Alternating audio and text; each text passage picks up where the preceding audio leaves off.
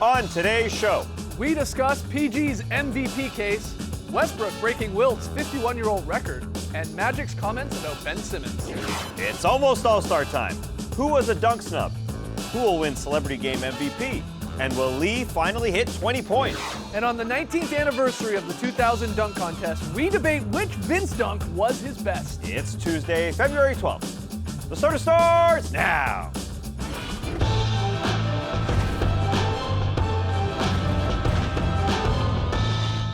Good evening, Sweet World, and welcome to The Starters, presented by Jack Daniel's Old No. 7 and Tennessee Honey. I'm J.E. Skeets, alongside me as always, Tass Mellis. We got the Aussie Lee Ellis, and over yonder, that's the bearded one, that's Trey Kirby. Hey-o! Hey, yo! Trey, what's up tonight? Well, I'm here at the internet looking for your best tweets at hashtag the starters. Do you guys smell something? Yes, Lee.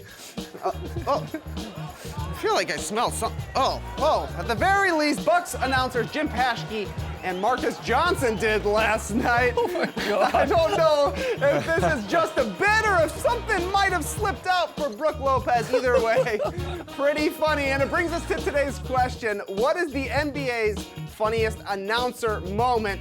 Something I loved as a kid was when Michael Jordan used to mess with the Bulls announcers. Always come over and clapping powder in these guys' faces. Eventually they got wise to it and started bringing protection. Scarves, gas masks, eventually even umbrellas, whatever you gotta do to stay clean. Very smart, very funny.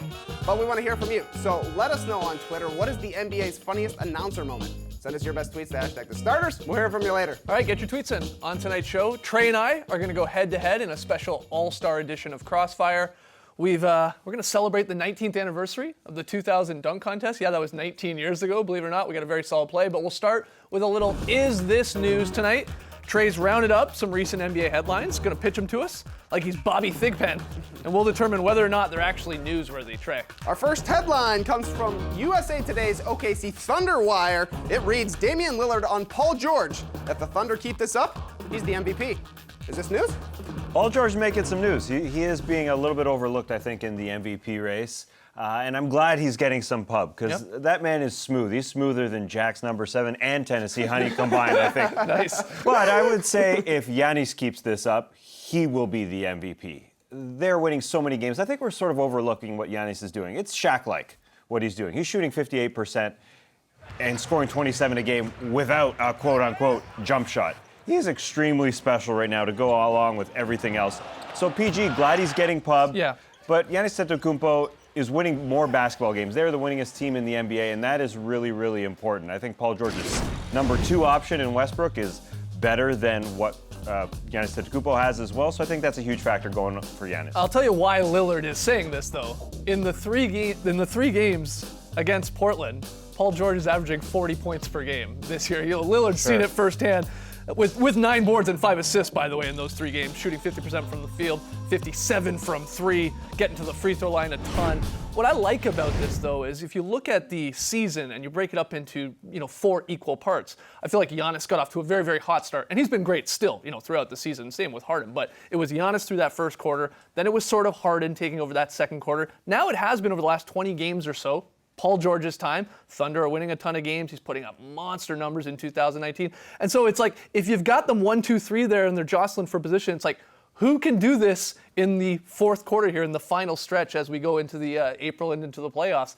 I mean, it's a little bit up for grabs because, yes, the Bucks have a better record, but the Thunder are slowly creeping up there to the number 1 seed in the West. It's a great race, and Paul George over these last 2 games with the 45 and then the 47 triple-double last night, I mean, he is on another level. That's what these guys keep saying. They're like, Lillard's like, he's just on another level right now. He can't miss a 3. It's amazing. And you throw in the defense. Yeah, that's what I was going to say. What helps his case is the defense is there. He might actually win Defensive Player of the Year. He's been so good. He's leading the league in steals, but he does more than just steals and get those stats. You can just tell when when he's off the floor, the Thunder's defense does fall apart. Yeah. So he has been very good. It's just incredible to see how he's having such an incredible season, his best season in his second year here in Oklahoma City, when most people thought he was only going there for a year. And now he's turned that around and he's carrying them. When he's on the floor, the Thunder are very much a threat to any team in the league. When he's off, they're not as much of a threat. Giannis, though, has been doing it all season. And we do kind of look at Giannis and think, yeah, I mean, that's great, he does it. But the Bucks are 28 games over 500. That has to come into play. Yeah, sure. You can't just look at a team and go, wow, they're 5-10 games over. Giannis has the Bucks playing so well. He's doing it on the defensive end as well. Steal and a half, block and a half, the 58%. So you would have the Greek Freak still number one. Yes. And then it's a little bit a toss-up it's between Harden Harden and Paul George. George. I mean, what James Harden's doing is obviously incredible. He doesn't have the defense that Paul George does, but he's just willing his team to win every night, putting up these ridiculous numbers. But I really don't think it's that close a race, the MVP. I think it's Giannis, and then it's, the other two guys are after that. So outside of Giannis, knock on wood, coming down with an injury, not playing for the final 20 games or so, you think he's running away with this? They could win 60 games, Yeah. Milwaukee, and nobody else. I don't think that Houston or Oklahoma City are going to win 60. So that has to be a pretty big factor because he's so good. I think this is the year where winning is going to come back into the equation a little bit because it seems to have been sort of down the pecking order of voters' list, I guess you would say, requirements the last couple years with the Westbrook thing going on. I think it's going to be part of it because these guys are so close, you need to split hairs a little bit. Trey, our next one. Our next headline is from Yahoo Sports. Russell Westbrook breaks Wilt Chamberlain's 51-year-old record with 10 straight triple-doubles. Is this news? Yeah, it is news. I thought we had a rule here. If you break a Michael Jordan record or a Wilt Chamberlain record, then yeah, it is newsworthy. 10 straight triple-doubles. You can roll your eyes at the trip-dub, and if sometimes guys are chasing them and so on, I mean, that's happened for a long time, back to Jason Kidd. I get all that, but still, to fill up a box score like that, to have an impact on a game like Westbrook has, he hasn't shot it great, but he's doing everything else, and his numbers are through the roof. He's the triple-double king. He actually reminds me sort of like he's the Westbrook to triple doubles is like Ricky Henderson sort of was to me, to like stolen bases, but with power as well. And like, it's just them. And they're in a league of their own. Ricky's the all-time leader in leadoff homers, too, so That's it really what I'm saying. works. He's had some power, That's right. exactly. And then he had all the stolen bases. But Westbrook is, I mean, what triple record doesn't he have? Really, this is the only one left. Like the total in NBA history. Which he's going to get. You think he'll catch up? Yeah, he'll get him. I mean, these sorts of things I think are important to Russ. He likes them. He goes after them and he gets them. And again, look, we talk about stat stuffing. He stat stuffs. There's no question about it. But that's fine. Everyone's done it. That's happened throughout the league forever. Everyone knows what their stats are. Everyone wants to get those triple doubles and look at the box score at the end of it. So it shouldn't discredit or take away from the fact that he still goes out there and gets them every night because they are good. They're 9-1 when he gets them in these last 10 games. Yep. So, I mean, they help his team win. But, pretending that he doesn't sometimes chase that extra rebound or that extra assist is silly because he does, but that's fine. That's just the way the game is. Last night, James Harden scored more than 30 points for the 30th consecutive game. And that and Russell Westbrook happened on the same night. And I thought to myself, which one, and we talked about on the drop, which one's harder to do? And this might sound dumb, but I think it's Russell Westbrook, hands down. Getting the triple-double. Yeah, in 10 consecutive games over James Harden. I think there's a handful of guys, your Curry, Durant, Harden, that could do 30 consecutive, it sounds dumb saying it, 30 consecutive 30-plus point games. If they just had If they had the high ball in volume their hands all the time. I don't think anyone can do what Russ does. Right. And it was also with I just Harden. don't think there's another man on this planet that can do it. But I'm glad you brought up maybe Westbrook trying to get whatever rebound he needs or maybe whatever assist he needs to complete a triple-double in some games. I mean, Harden, sort of similar last night. Yeah. They were up big. You thought Harden was maybe not going to finally get to 30 points, and it was over. And the Mavs went on a run, and it made it interesting enough. And then D'Antoni put in Harden and, hits his step back, gets the line, hits another three, and suddenly he's got 30 again. And so has Harden not been the best player this past quarter? When we say he's 30-plus, has Paul George exceeded him? Look, that's fair. You're right. I mean, Harden, I guess, bridges the two if you're looking at that sort of the 50% and then the 75% of the season. But Paul George, the last 20, I mean, his numbers are better. They're almost as good, honestly. They really are, especially when you take into consideration efficiency. And defense. Yeah, and the defense. So, final headline here, Trey. Yeah, we've heard Boggy Big Pen and Ricky Henderson so far. Up next, Carlos Baerga. Our final headline is from NBA.com. It reads, no tampering from the Lakers' Magic Johnson about the Sixers' Ben Simmons. Is this news? Yeah, no tampering. No I love tampering. talking tampering. Is this news, honestly? I don't think so. No, it's not news. No. I mean, this was a bit of a weird story because it was alleged that Magic went to Ben Simmons and said, hey, do you want to come and work out? But that doesn't appear to be the case. Instead, Ben Simmons kind of went to the Sixers and said, hey, I'd like to work out with Magic. Can this happen? And everyone sort of thought, it's a little bit awkward. Right. Which is understandable. Okay. But it's totally And understandable. that's where the story should have ended. Exactly. It's Right. totally understandable, though, Ben Simmons. I mean, legends all work out with Akeem Olajuwon. I know he's not a GM of a team like Yeah, Lakers, that's the difference. But Ben Simmons can be like, hey, listen, I just want to work out with Magic. I mean, that's fine, but you can understand why nobody wanted to go ahead And with that's fair. If Ben Simmons, like he did, goes to the 76ers and asks for Permission, permission first, like, would Yeah. you be cool with this if I did this? And if they say no, then okay, I'm under contract with the 76ers. You think there could be a conflict of interest there if I was working out with Magic, and oh yeah, Clutch Sports is also rep the other guy there. I'm under him with LeBron. Yeah, but that's what happened. And he didn't work out with them, so I don't get why now it's a story. It only became a story because of it was like, well, what order did this happen? Yeah. And Magic coming out and saying that he, asked about Ben Simmons. Suddenly Magic's talking about this idea of like, oh yeah, it might work out with him. He reached out to me. I'm a big guard. I'm a Hall of Famer. He wants some tips, but it's so nothing here, right? But But it's Ben- only a story because of all the tampering worry, right? But Ben doesn't need Magic Johnson. He's got LeBron James, his fellow client of Rich Paul's. He is a big guard. He can teach him some things. And I think LeBron tried to show him some tough love on Sunday when he backed way up off him and said, I'm not guarding you.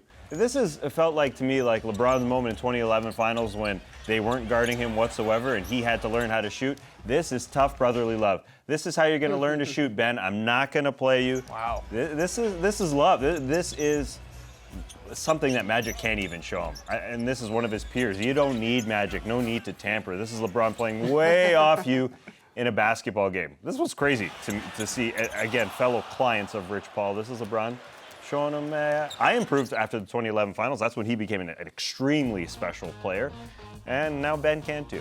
We got lots more still to come on the starters tonight. When we come back, Trey and I go head-to-head in a special all-star edition of Crossfire and a whole lot more. Don't go anywhere.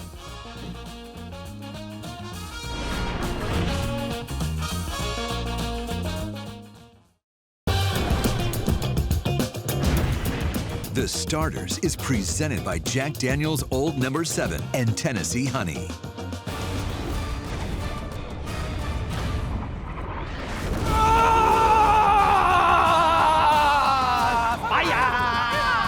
Welcome to Crossfire. Here's how it works. I'll give these two guys 3 questions, and at the end of it all, I will declare a winner. Here we go. Question 1. All-Star Weekend is upon us, and the participants for the dunk contest are John Collins, Miles Bridges, Dennis Smith Jr., and Hamidou Diallo. It's a decent field, but who is someone you guys think was snubbed? Here we go. Well, the Hornets already have a dunk contest participant in Miles Bridges, probably the right choice, but if they could have 2, I'd love to see what Malik Monk could do. He's a smaller guy, he's about 6'3", but he's still got some serious power, sort of Steve Francis style. And I was watching his high school dunks earlier today on YouTube, and the guy can fly. He's had some good ones in the NBA, some better ones in high school. Get him in next year. Yeah, I'm excited for OKC's Diallo as well, and I'm hearing he's got big things planned. Very excited, but like you're saying here, Trey, his teammate Terrence Ferguson would have been awesome in this thing too. This guy's springy, he's lanky, he's creative. He's very creative. Go YouTube his 2016 All-American Game dunk contest. He's doing windmills from the free throw line, 360, like scoops, switching hands, very creative. So I'm excited for the contest, but some of these guys would be awesome. Maybe we'll see these guys. Sometimes you have that ringer teammate turn up. Maybe, who knows? Okay, question 2. The biggest event at All-Star Weekend actually takes place on Thursday morning when I have my own personal 3-point contest. Right. Yes, certainly. My personal goal is to score 20 points. I got 19 a couple of years ago, not too bad. But this is the year. Will I finally break through and get 20 this year? Here we go. If you say no, just get it. You know what? I'm actually going to say yes, and I'm not sucking up to you, I promise. You said it. I was there 2 years ago when you got 19 in New Orleans. One more, and you're getting a 10-day contract, One Lee. more. One more, that's all you need. Conditions are perfect. Short flight to Charlotte, no time zone difference. You know, you're going to be shooting in the morning again, as you said, not at night. You're a morning person, we all know that. So I think you're going to do it, buddy. I think 20 happens this year. Yeah, buddy. Yeah. Just give Skeets the belt now because there's no chance you're getting to 20. The math doesn't add up. There's about 7 points available per rack. You got to get 4 of them. You think you can make 58% of your threes in a minute? How about if you hit 6 of your money balls out of 9? That'd be nice. Then you got to go 8 for 16 on regular ones. That's 50%. Are you a 50% three-point shooter? Just beat Dirk. two 40-year-olds. If you beat him, you win. Oh, I think I hit 13 of 25 that one year. Oh, I think. man. Anyway, let's talk about this later on. I'm sure you have it jotted down in your brain. tattooed on his arm. Question 3, the celebrity game is chock full of celebrities, Yeah. I guess. Nobody's ever heard of them. Oh, easy. I don't know, pick an MVP, go on. Wow. I saw Steve Smith on the roster. I thought this guy is a shoo-in for Celebrity Game MVP. He was an NBA All-Star, still in good shape. He's got size. Lock it in. Steve Smith is going to win Celebrity Game MVP, but then we found out it was NFL Yeah, Steve it's not Smith. bad, Steve Smith. And I think he still has a chance. He's recently retired, played in the league in 2016. The guy's a super athlete. If he pulls one smitty, just give him the MVP. It may as well be Australia's cricket, Steve Smith. Yeah, Anyway, of keep going. course. Anyway, I may hurt my chances of winning this, but I can't believe you have the audacity to ask me who's going to win a Celebrity Game MVP. I've been snubbed for years. The NBA's dodging me. ESPN's dodging me. Ruffles Potato Chips is dodging me at this point. There is no doubt. One of these years, I'm showing up like Stone Cold. Glass is going to shatter. I'm going to give the stunner to Dr. Oz, and it's going to be over. I can't believe it. Don't ever ask me that again. Okay, I won't ask you again, but you haven't been snubbed Oh, from today. wow. Give it to you, man. You Hey. believe in me. Hey, you're gonna get 20. Yeah. All right. And 1 year, I'm gonna be in the Celebrity All-Star game. Bucket. I'm gonna wear this when I play. Remember that. Coming up next, a little bit of what you got fun, celebrating the 19th anniversary of VC's 2000 dunk contest.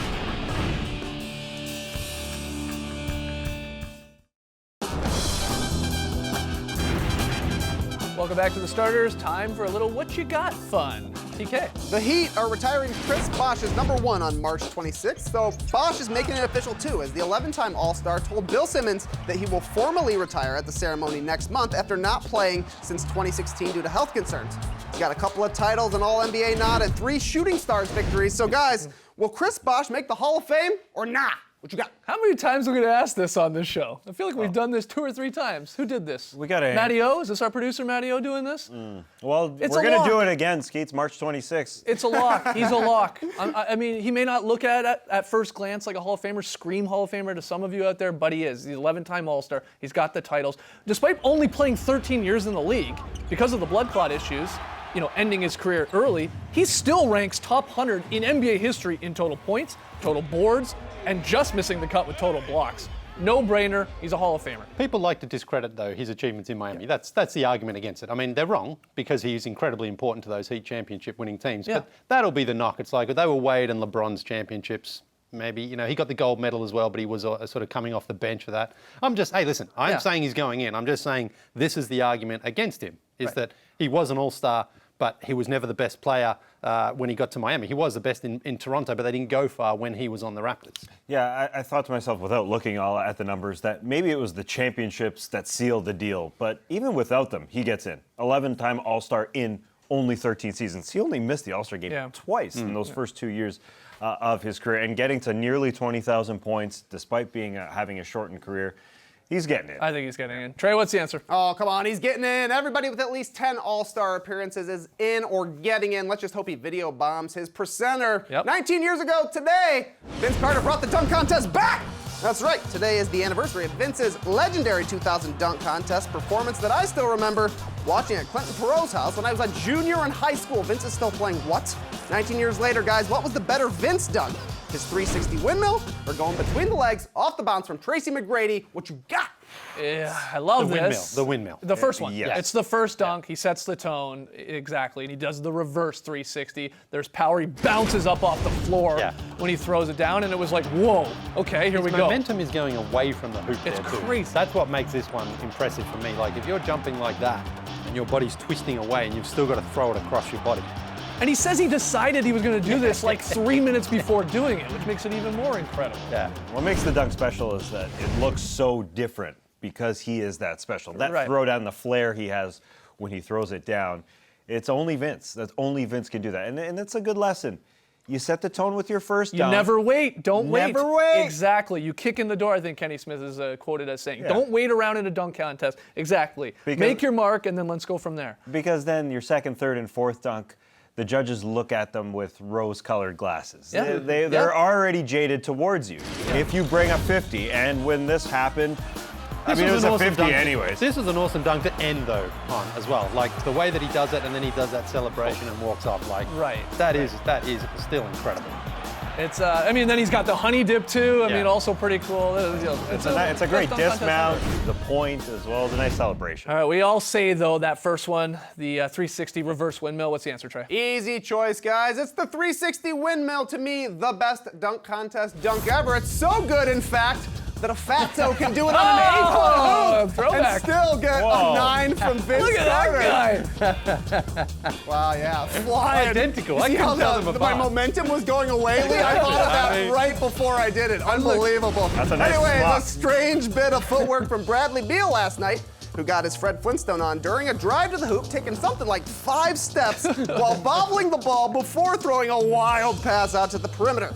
No travel was called. The official NBA ref's Twitter account has a detailed explanation why. But get your Joe Borg on and make the call. Was Bradley Beal's drive a travel or not? What you got? Was it a travel? I mean, it wasn't a travel because they didn't call it a travel, but yeah, it should have been a travel. I also don't get why the official NBA referee's account is like choosing to die on this hill. I mean, I know they're saying the fumble and by the rules and whatever, but sometimes if it just looks like a travel, it's a travel. And that one's a travel, man. I don't understand the fumble though, because he doesn't lose possession Yeah, of yeah. the ball, and no one else touches it. Yeah. So Yeah. if he dribbled the ball off his foot or something like that, but the ball stays in the air, it's Yeah.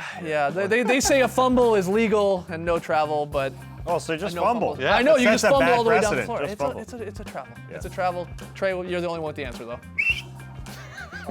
Major travel. Okay, major travel. Come on. Oh, it was pretty funny, though. All the tweets going around, Bradley Beal tweeting about it. Looks clean to Good me. stuff. After the jump, Lili's very solid play.